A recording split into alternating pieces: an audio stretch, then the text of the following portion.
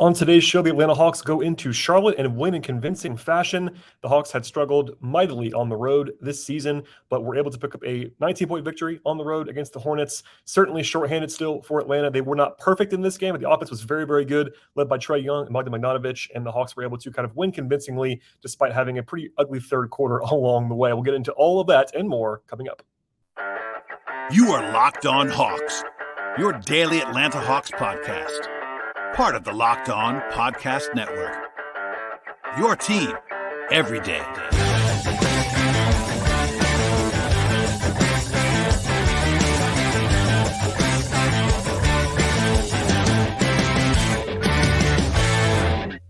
Hello, friends. Welcome to episode 1370 of the Locked On Hawks podcast. I am your host, Rowland, coming to you on a Friday evening here in mid-December. And today's episode is brought to you by BetOnline. BetOnline has you covered the season with more props, odds, and lines than ever before. BetOnline is where the game starts. And I also want to encourage you, as always, to make this podcast, Locked On Hawks, your first listen each and every day. Check us out across podcast platforms, Apple Podcasts, Spotify, Stitcher, TuneIn Radio, Apple Podcasts, as I said before, Google Play, and also on the video side over at YouTube. And yes, I am not in my normal studio. If you're watching this on YouTube or maybe even hearing the quality difference, my apologies. I am on the road right now, so forgive me for any audio or video challenges that might transpire. I like to be at home and in my comforts usually whenever possible, but this is sort of unavoidable with travel, and I'm a little bit short on time as well, but I want to always make sure if I possibly can to get a podcast going, and this is a nice night for the Atlanta Hawks. They go on the road and win 125-106 up in Charlotte, and basically coming into the night, my thought was, and I even shared this on Twitter, was like somebody had to win this game. Both teams had some pretty ugly metrics going on in this one. The Hornets had lost 6 games in a row. Now that number is 7. The Hawks came in at 3-8 in their last 11 on overall, and 1-7 in the last 8 on the road. Obviously, Atlanta's still shorthanded as well, missing 3 of their top 4 players. But yeah, certainly a nice revenge game as well. The Hawks lost when they were more at full strength to the Hornets back in October in pretty stunning fashion, actually. But the Hornets have been brutal this season. That's worth pointing out. I came in at 7-21 on the year. They were healthier than they've been all season long. LaMelo Ball is back for the Hornets, which is certainly a very pivotal thing for them as their best player. Gordon Hayward also played. So I don't think the available talent for the Hornets in this game was a 7-21 basketball team. Now, are they good? No, they're not. But they're not terrible either with their available roster, and we'll get into more of that in a second when I talk about the betting line in this one. But on the Hawks side, there was one injury update to pass along in between podcast episodes because I was traveling in between. Capela is officially out with a right calf strain. He had an MRI on Thursday up in Charlotte, and the Hawks said he's expected to miss, quote, approximately 1 to 2 weeks, end quote. Now, those are always rough timelines. I always want to stress that you cannot just go by the letter of the law there. John Collins, for example, had his 2-week timetable evaporate on Thursday, but that was an at least 2-week situation. So you can't just assume he's going to be back after a week or two, but hopefully that's the case. Capela is extremely important. I know that what happened in this game was what it was, but we've seen over the course of multiple years now, especially this year, even the Hawks are not the same without Capela. So he'll be missed to be sure. Murray and Collins still out as well. The Hornets didn't have everybody back. They did have Cody Martin, Dennis Smith Jr., et cetera, on the shelf, but the Hawks were underdogs in this game, which might sound surprising if you're not been paying attention to the Hornets this year, especially if you see their record at 7-21. The Hawks were better than that coming in. But they were 2.5-point underdogs, according to BetOnline, our friends over there. And that is the price of playing as poorly as the Hawks have been playing in recent days, as well as having those 3 guys on the shelf. Obviously, they were able to overcome that and win, but there you go. They started small in this game as well. The Hawks did, changing lineup up with good reason. If you kind of maybe a little bit surprising on the surface, but not really to me. They started Trent Forrest and Bogdan Bogdanovic with Hunter going to the 4 in this matchup. The Hornets do not really have a traditional power forward, which makes this a little bit easier. They also, I think, first and foremost, had to have someone defend LaMelo Ball, and that was Trent Forrest. I will come back to this later on, but Bogdanovic, Griffin is obviously their top 2 wings right now with Murray unavailable, with Hunter going to the 4 especially. But those guys, if you were to start, let's say Trae, Griffin, and Bogdanovic, none of those 3 guys is capable really of defending LaMelo Ball, which is why you end up with Forrest on the floor. Also of interesting note here, and probably a positive sign overall, Nate McMillan said, according to Lauren Williams at AJC before the game, that Bogdanovic is now off of a minutes restriction entirely. So he's now full go. Not a huge surprise. He's been back for a little while now, but that's probably a big factor in him starting in this game. His first start since March 7th, earlier this year. It's been a long time. some people were kind of upset or bothered that AJ Griffin was not starting in this game. I do get that. He's obviously a big piece of the future, but just to put it plainly, Bogdanovic is still better than AJ, and he was going to go ahead of him. As soon as he was sort of at full go, he was going to go ahead of Griffin in the pecking order, which makes some sense. Bogdanovic has been really good so far. And obviously Griffin is better than Forrest, and I'm not saying otherwise, but because of what I said a second ago, somebody has to guard LaMelo Ball, and that's why Forrest started over Griffin in this game. The number one area of concern I had in this matchup coming in was defensive rebounding. I wrote about that actually on my Patreon, which is patreon.com/BT Rowland. And it was made even more glaring by starting out small with DeAndre Hunter at the 4, and Okongwu has some challenges there. And that was a major issue in the first half. The Hawks were winning the game, obviously, but if you look at the numbers, they got blitzed on the glass before halftime. In fact, there was an offensive rebound for a dunk on the first possession from the Hornets. They had 3 in like the first 3 minutes of the game, plus another drawn foul. Fortunately, though, the Hawks offensively, and this is really the story of the night overall, now that we've seen the game, the Hawks offense was just too good to not win this game, honestly. A 22-4 run by the Hawks early on in the first quarter to go up by 14 points. That was a nice way to start things off. Bogey had it going early on, hit 2 threes, and had 8 points in that stretch. Trae Young played very well in the first half. He was more decisive, more assertive than he had been in previous games. And the Hornets also went cold with 2 points in about 4.5 minutes. The Hawks led by 16 or so at one point in the first quarter. The offense was really flying. They had 31 points on the first 19 possessions. That's about a 163-ish offensive rating. That's obviously fantastic stuff by the numbers. There were 7 mid-on-2s and 4 of 6 on 3s, and that was not quite sustainable, but still very impressive in the early going.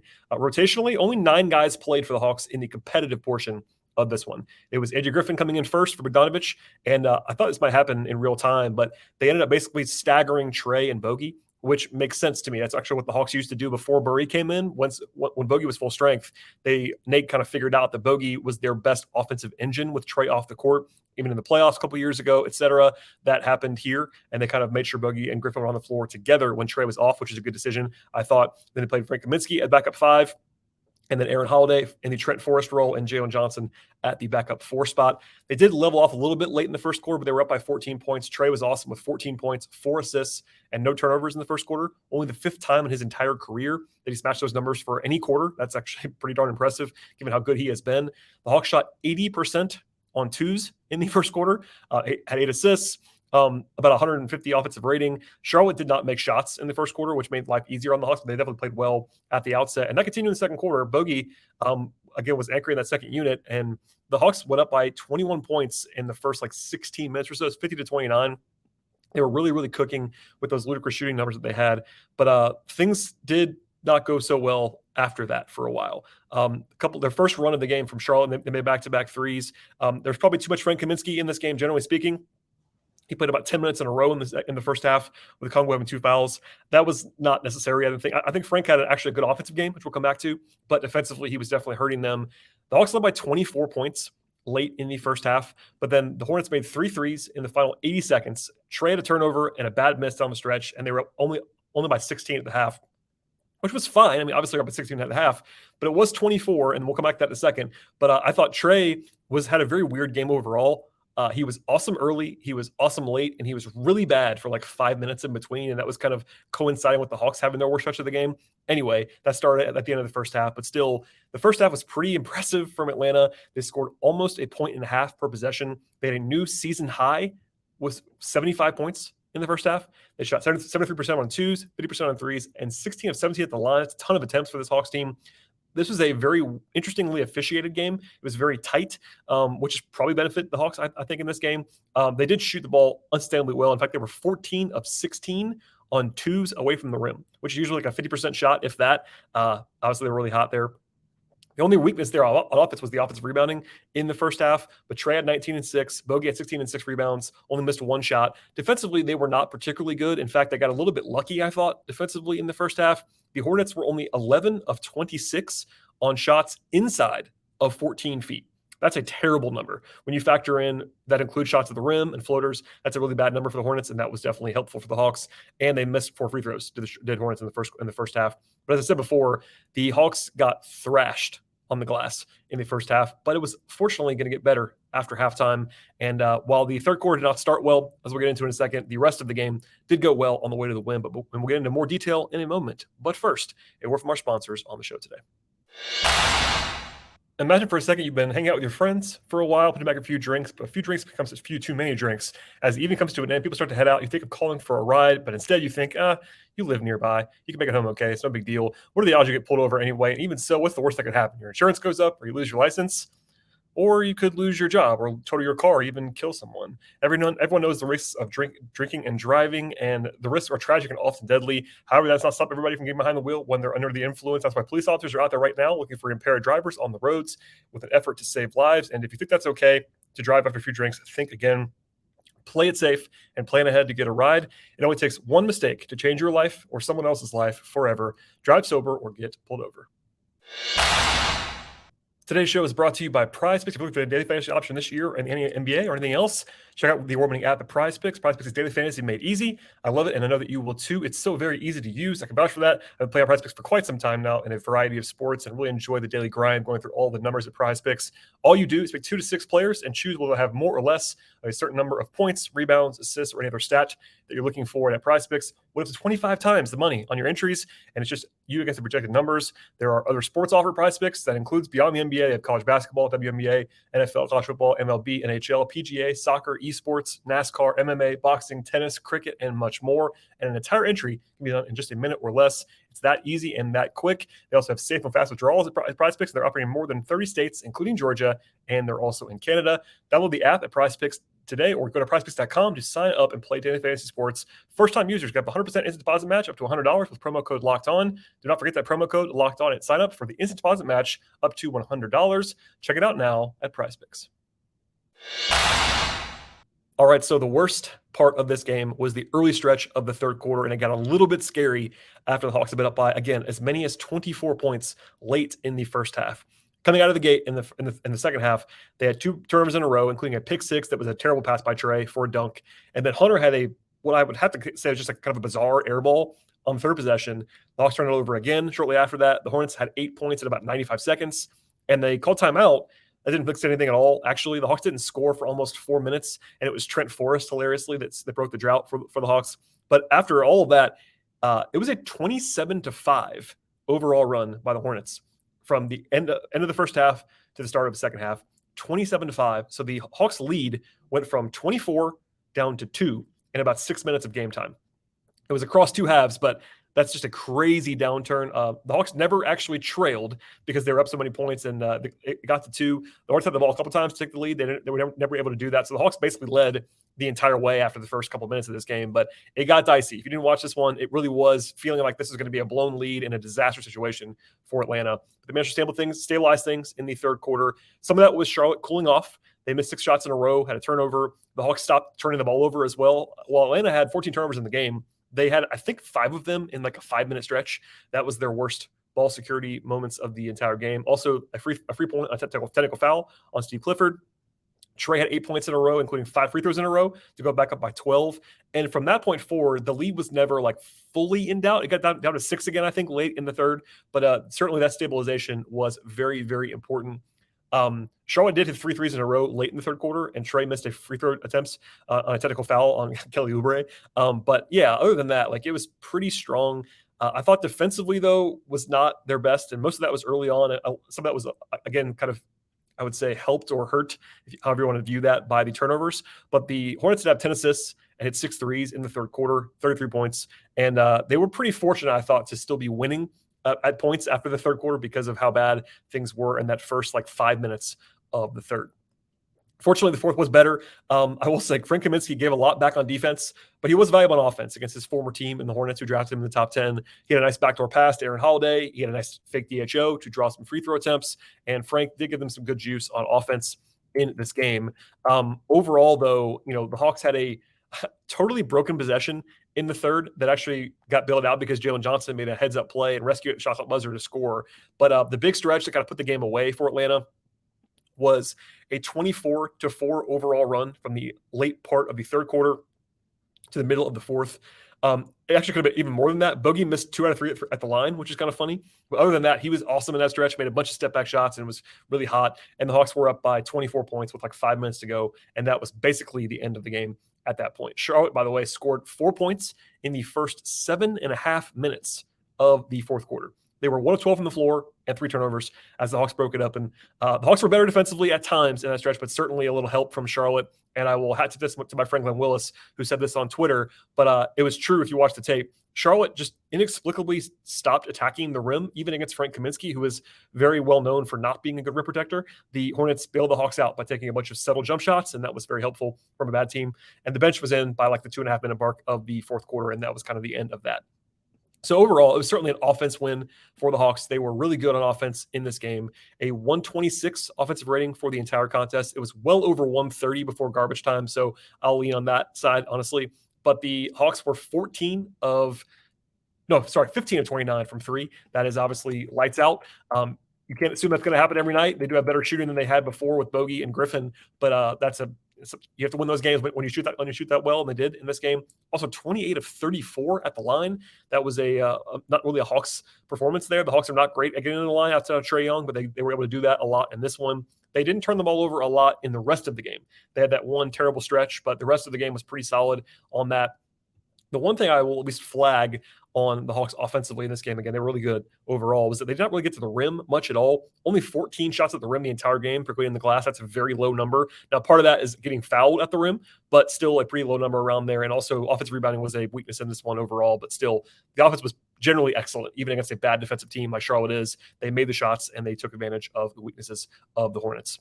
Defensively, they got a lot of help from the Hornets in the fourth quarter, especially with the lack of paint attack from the Hornets down the stretch. But I will say the defense was not particularly good in this game. The numbers look better than the actual performance was. If you watch this game, the Hornets did kind of go cold.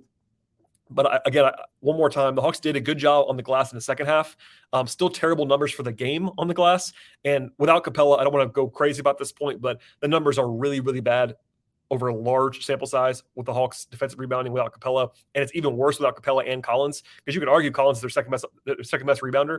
And the two of those guys being out at the same time is problematic there, but it didn't kill them in this game. And they did allow only 19 free throw attempts. So taking almost double the attempts from the line at Charlotte in this game was very helpful in leading the way. So again, overall, putting this game in context a little bit before we dive into the individual player breakdowns, as we always do at the end of the show, the Hawks did play well on offense. They were, I think, a little bit unsustainably hot jump shooting wise and floater range wise in this game. The numbers are eye-popping. 3-point range speaks for itself. 15 and 29 is just like, you can't bank on that. But the Hawks did pass the ball better, I thought, in this game, generally speaking. And then defensively, there are lots of things to work on. But the second half was at least reasonably encouraging if they could stop turning the ball over as they did early in the third. And then I thought that playing without Capela and Collins, kind of knowing what you can and can't do is very, very helpful as well. And the Hawks were at least decent enough game plan wise, but still defensively a lot to clean up, let's just say. But it didn't matter in this spot. All right, we'll get into the individual players in a second, and a lot of good stuff to talk about, because especially with Bogdanovic and Trae had a good game for the most part, plenty of positivity to pass along. But first, a word from our sponsors on the podcast today.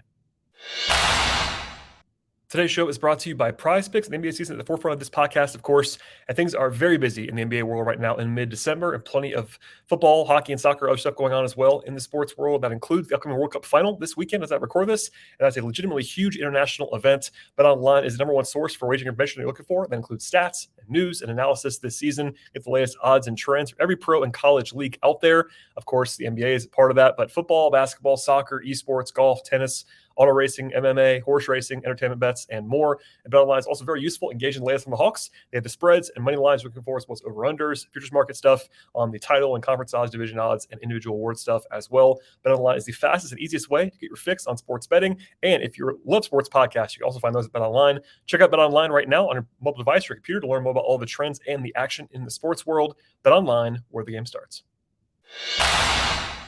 We'll dive in now to the player evaluations at the end of this podcast, and a lot of positives. And as you might expect from a 19-point road win, the bench was pretty solid, actually. Jalen Johnson was probably the guy who struggled the most. He had 4 points, 5 rebounds, and 2 blocks. A couple nice highlight plays from Jalen, but I think just play in, play out. He's not like the best executing guy right now. I think he's got a long way to go still the tools are really impressive. He had a couple, again, nice highlight moments in this one, but he was probably the player that I thought like was the worst, quote unquote, of the 9 that play for the Hawks. Still, he didn't kill them by any means. Aaron Holiday had a good game. He had 5 fouls, which is too many, but 11 points, 3 assists. He made his only 3-point attempt, 4 of 7 from the floor, 2 rebounds. I thought he was just fine. Good defensively. It was certainly at least pestering Terry Rozier at one point, and Lonzo, and not Lonzo, LaMelo Ball. And I thought Aaron just gave him, he kind of did what he did in this game. Like him and Trent Forrest kind of similarly, just they were on the floor staggering with each other in the same role and just kind of did their jobs quietly in this one. AJ Griffin, I thought, had a couple nice moments, had 13 points on 8 shots. That's a good ratio, of course, had 2 assists, 2 rebounds. He wasn't a super high usage player in this game. And then defensively, he had some moments that he is, I'm sure you would probably want back. I think the last couple of weeks he's been a little bit worse defensively, but I thought he was pretty solid overall in this one. Frank Kaminsky, it's a complicated evaluation because honestly, I do want to say, just because I know we've all kind of been hard on Frank this year, he was good on offense in this game, like legitimately good. 12 points, 5 assists, 7 rebounds, 4 or 5 from the floor, 2 of 3 from 3. He is a talented offensive player. That's kind of the thing about Kaminsky that's so difficult because this year none of that has mattered, honestly, because he's been that bad defensively, and we'll come back to that in a second. But I thought he actually was good on offense. Now, defensively, he gave a lot back, and the rim protection numbers are terrible. He rebounded better than he has been rebounding in this game, which is good to see. And they're going to need him. As long as Capela is out, he is going to play. I've argued that they probably should at least try Jalen Johnson at the 5. Maybe when Collins comes back, if he beats Capela back, they'll probably go back to Collins more at the 5 a little bit. But no matter what, I think they're going to play Kaminsky as long as Capela is out. And if he plays like he did tonight, that's okay. I think he did enough on offense to give back, to sort of get back what he gives away on defense. And I think it was generally a positive night for Kaminsky for probably the first time all year long. I don't mean to say that to be like negative about Kaminsky, but he's been really bad to this point, and I thought he was much better in this game overall. To the starters in this one, Trent Forrest was the quietest guy, but still did his job very well and continues to play very well. Obviously, he's a guy that's kind of like up my alley as a appreciator of defense and just making good decisions. But 6 points, 5 assists, 5 rebounds, 3-4 from the floor. Very low usage. 4 shots in 28 minutes is very, very low. Did have one turnover. Just rock solid. Did a decent job on the LaMelo Ball. Just continues to be very solid. I think if they don't play against a high level guard, like let's just say Monday against Orlando, it will not surprise me if they start AJ Griffin in that spot. But against a guy like LaMelo, they needed someone like Trent Forrest to start, and he played well in that spot. DeAndre Hunter was pretty quiet overall, 11 points, 2 rebounds in 27 minutes is not great, 1 assist, did have a block shot. I thought he was maybe outside of Jalen Johnson, probably their weakest link in this game. He was okay. He didn't get them killed, but 0-3 from 3. Defensively, just kind of okay. Did bother Gordon Hayward a little bit. That was his matchup in the early going, which is probably effective. And Kelly Oubre, same thing. He was pretty bad for the Hornets in this spot, but I thought Hunter was just okay. Okongwu, kind of a weird night. 7 points, only took 2 shots from the floor. I think that the Hawks need to, especially on a night when Okongwu is going to be primarily used. By the way, Okongwu did not play a lot in this game. It was a little bit strange. They went to Kaminsky for way too long, I thought, at different points. But I think that in general, they need to use Okongwu more on offense, which has been the case for a lot of the bigs for the Hawks, especially Collins. But for whatever reason, I think Okongwu's unique skill set, they're not really using it a lot on offense. He did make 1 nice jump shot in this one, but only taking 2 shots is pretty weird. Rebounding-wise, he's a weakness for sure at center, but against Mason Plumlee, not so bad. Had 2 blocks. One of them was a nice highlight play. I thought he played okay. He just was kind of quiet overall. And then the 2 standouts of the night on offense were Trae and Bogey. We're actually going to end with Bogey in this game, but we'll go to Trae now. 31 points, 9 assists. I thought Trae, for the most part, was quite good in this game. Now, he was really bad at the end of the first half and the start of the second half. And that, I guess, I would say not coincidentally aligned with the Hawks' worst stretch of the game. In fact, Trae was only +3 in a 19-point win. That's usually not what happens with Trae. But I think that makes sense if you watch that one stretch of game because he really was bad for like 5-6 minutes. But the rest of the game is really good. So in the first half, I tweeted it like the Hawks are just different when Trae is playing like Trae. He's had a really bad year. Again, by his lofty standards, he's had a really bad year. And I think that he was better in this game. Still not like super duper efficient, but much more efficient in this one. He was 13 of 14 at the line. That's always helpful. But, 6 of 13 on 2s, not great. But 2 of 5 on 3s is totally fine. 9 assists, 4 turnovers. That's a good ratio for him. Not like elite, but certainly just fine for him. I thought he was good outside of that one stretch. So baby steps forward from Trae. He's going to have to be better, or this or better for the Hawks to be actually reaching their goals. I think there's been a lot of talk, even nationally, about Trae in the last couple of days. But bottom line, I've been saying this for a while now, but he's got to be better for the Hawks. They probably all know that, including him, and he was better for the most part in this one. And then Bogey was awesome. 28 points in 29 minutes. He had 28 points on only 14 field goal attempts. He was 2 of 4 on twos and 7 of 10 from three. Did have the 2 bizarre missed free throws, but led the team in rebounding with 9. Yeah, that's a little bit strange. 4 turnovers is fine when you have that kind of usage. It was plus 22, game best. One little bit of cold water on Bogey that I love Bogey. I'm very positive about Bogey. I was preaching all summer long that the Hawks were not going to be the same until Bogey came back. He doesn't fix everything on offense, but he fixes a lot on offense with his shooting. I will say his defense is in pretty bad shape at this moment. Now, that doesn't mean it can't improve. I think it will improve. I think Bogey has been a decent defender in his career, but I think the next step for him is going to be getting his on-ball defense back, because right now he is real bad in space. And it's definitely explainable and understandable. I'm not even trying to pick on Bogey, but just as an observation, he's not able to slide the way that he was sliding when he was pre-knee injuries. And even just the quickness level, he's not really back with that. Now, even with his current level of defense, he's still a very positive player because he can just transcend your offense as he was in this game. So it's great to have him back. But I think part of their on-ball put up that defensive questions in the recent days have been Bogey related. Obviously, Trae is really bad. But that's kind of when you need guys like Trent Forrest and you need Aaron Holiday even to kind of offset, because Bogey is having some trouble with that at this stage. And maybe that's what will come back for him in the coming days. But really, he's been awesome. I think he had the one very bad outlier shooting game in recent days. Yeah, he was 3 of 16 at MSG in his third game back. But the last 4 games, he had 31 points, 28 points, 17 points on reasonable efficiency, and then 28 tonight. So he's been shooting the ball very well. He has, I believe it is, 23 pointers in the last 23 3-pointers in the last 4 games. That's not sustainable for anyone outside of maybe Steph. But Bogey is a tremendous shooter when he has it going, and that's been very, very obvious in the last couple of games, and he's a huge part of their offense moving forward. So anyway, again, at the end of the night, a very positive result for the Hawks going into the weekend, and they have 2 days off from here.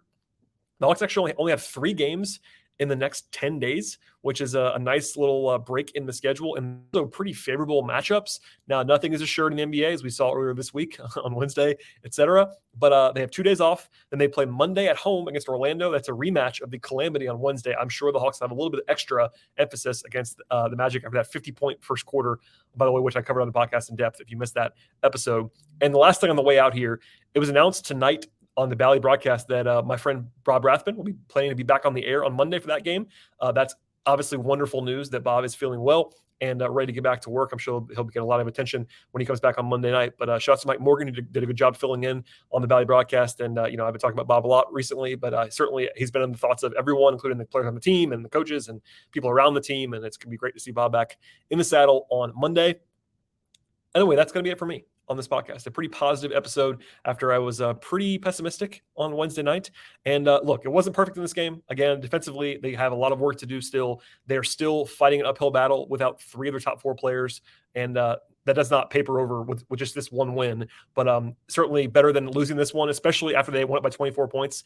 I'll just say this. If they had lost this game after having a 24-point lead, it would have been a lot of anxiety going into the weekend, but they managed to hold on, win comfortably, and everybody's feeling better now, I'm sure, heading into the break. So Monday night, we'll have more on that game, of course, Hawks and Magic. I might have an episode between now and then. I will not fully commit to that, but I'm planning on hopefully having something to drop on Sunday into Monday. But no matter what, please subscribe to this podcast on your platform of choice.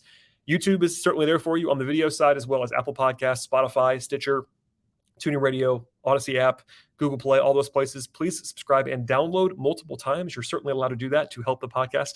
I would definitely appreciate that. 5-star ratings and reviews as well. Follow me on Twitter if you'd like to at BT Rowland. Follow the show on Twitter at Locked On Hawks. Also check out my written content, patreon.com/BT Rowland. And we'll see you all next time.